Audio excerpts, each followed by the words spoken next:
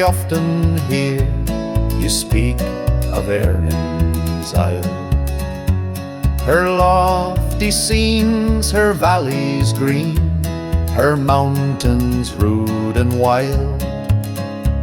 They say it is a lovely land wherein a prince might dwell. Then why did you abandon it? Oh, the reason to tell.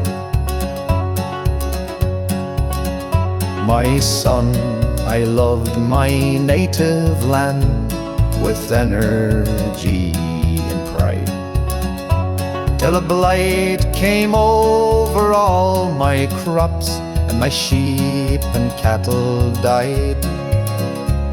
The rents and taxes were to pay, and I could not them redeem. And that's the cruel reason I left old Skibbereen.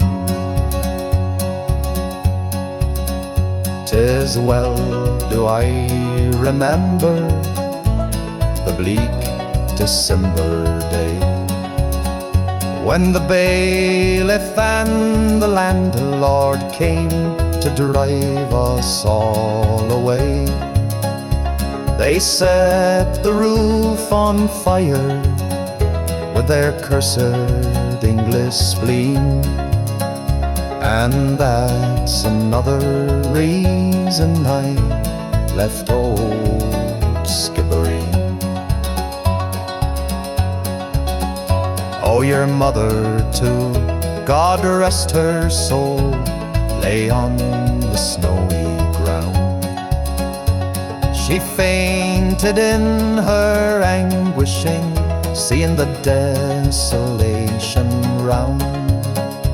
She never rose but passed away from life to immortal dreams, and that's another reason I left dear old Skibbereen. It's well I do remember the year of '48, when we arose with Erin's boys to fight against our fate. I was hunted through the mountains as traitor to the Queen, and that, my boy, is why I fled from dear old Skibbereen. Oh, you were only 2 years old, and feeble was your frame. I could not leave you with my friends, for you bore your father's name.